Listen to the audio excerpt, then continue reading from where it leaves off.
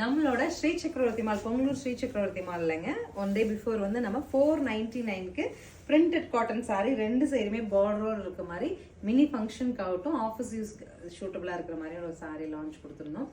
499 அப்படிங்கிறது இது actually 650க்கு sale பண்ண வேண்டிய ப்ராடக்ட் தாங்க. பிரிண்டிங் கான்செப்ட் சாரி அப்படிங்கிறதுனால எங்கேயாவது ஒரு மிஸ்பிரிண்ட் சாரியில் நம்ம ஃபைன் பண்ண முடியுது. எந்த இடத்துலையும் ஹோல்ஸ் கிடையாது.